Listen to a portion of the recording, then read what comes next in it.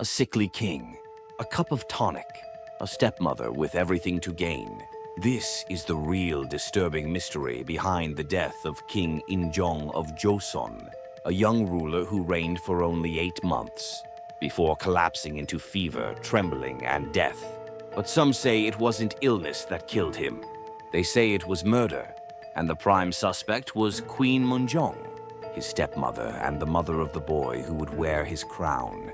But to understand how the son of a king ended up gasping for breath in a dark, fevered palace room, we have to go back. I'm your host, Cloaked Testament, and this is the Timeworn Record, where we deep dive into the most mysterious corners of history, unveiling the truths or myths that have been hidden or forgotten. What could possibly be hidden behind the curtain today?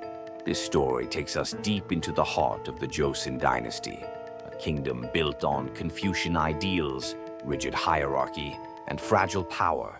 A place where royal blood was both a blessing and a curse, and where family could be the deadliest enemy of all.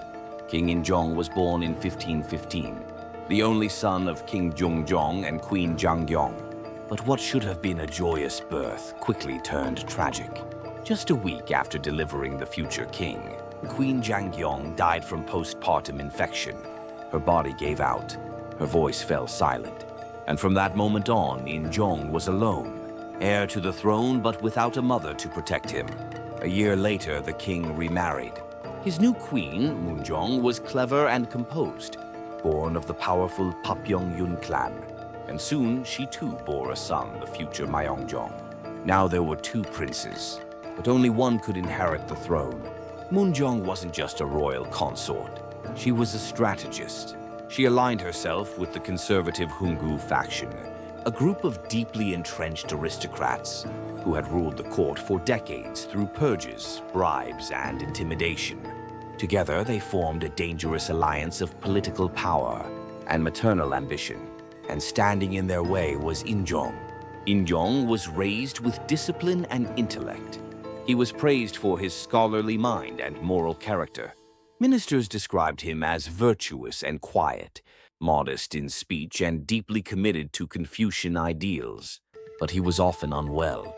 Descriptions of him in official records mention frailty, a thin frame, a pale face.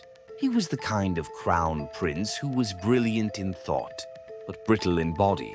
When King Munjeong died in 1544, Injong ascended the throne at age 29.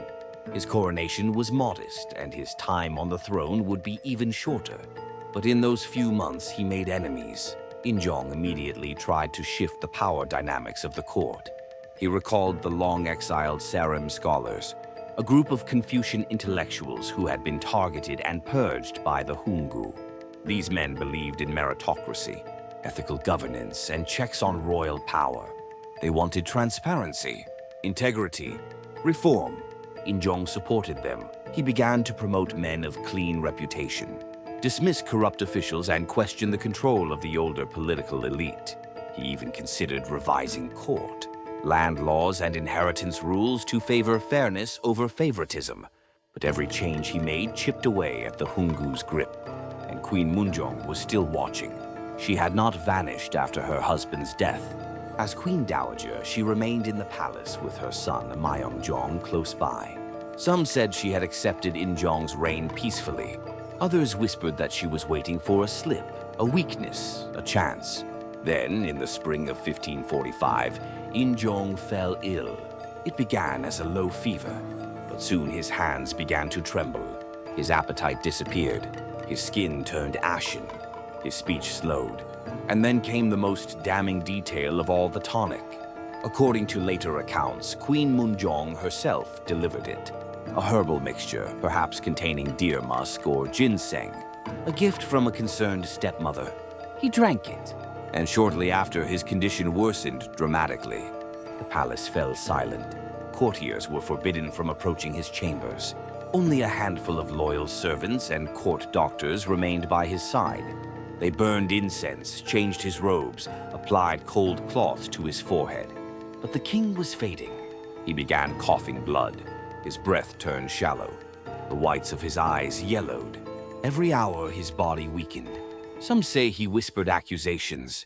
Others say he begged to see his ministers. He tried to rise once to speak before the state council. He collapsed before he reached the door. On August 8, 1545, after just 8 months on the throne, King Injong died. He was 30 years old. The official cause? A sudden fever. But to many, that explanation was worse than unsatisfying. It was insulting, because the very next day, Munjeong, just 12 years old, was placed on the throne. A child king. And the real power? It passed into the hands of Queen Munjeong. She ruled as regent for the next 8 years. And under her regency, everything Injong had tried to build was undone. The Sarim scholars he had restored were arrested, tortured, executed.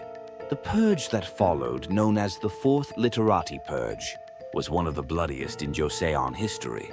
Dozens were swept away, families destroyed, scholars dragged from their homes in the night.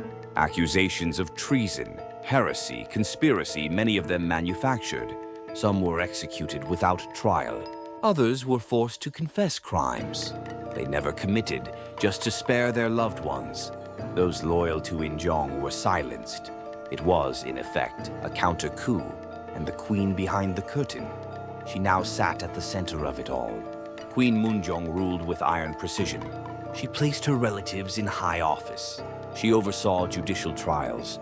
She had direct access to the royal seal. Nothing happened in the kingdom without her approval. And her young son, King Munjeong, spent his formative years watching his mother hold the reins of power. Even after he came of age, she remained dominant until her death in 1565. For 2 decades, she governed behind a veil of piety and public service funding Buddhist temples, restoring royal ceremonies and maintaining a facade of harmony. But beneath that calm surface, the whispers continued. That she had poisoned her stepson, that she had orchestrated the purge, that her rise was built on blood. No autopsy was ever conducted. No investigation allowed. To question the queen was treason. To speak of Injong's death as anything but tragic. Misfortune was to risk one's life, and so the truth was buried with him. Injong's tomb sits at Hyeonggwon on the northern outskirts of modern Seoul. It's quiet, modest. A king remembered more for how he died than what he did. But the unanswered questions never went away. Modern historians still debate the mystery. Some argue that Injong was already in poor health and simply succumbed to a disease made worse by stress. Others point to the pattern, the timing, the symptoms, the politics. Poisoning was not unheard of in Joseon. In fact, it was a preferred method, discreet, hard to detect, easy to deny. The symptoms described in unofficial records, nausea, trembling, bloody sputum, are consistent with known poisons, including arsenic and toxic herbs. But perhaps the most compelling evidence is motive. Queen Munjeong had everything to gain. A son who would become king, a court that could be purged, a dynasty that could be reshaped. And Injong, he was in the way. In the end, we may never know what was in that cup. But we do know what followed it. A purge, a new king, a queen who ruled in his name. The death of King Injong is not just a historical mystery. It is a warning that in palaces where loyalty is currency and silence is survival, the most dangerous enemies are not rebels at the gates, but family within the walls. And sometimes the sharpest blade isn't steel, it's a drink, handed with a smile.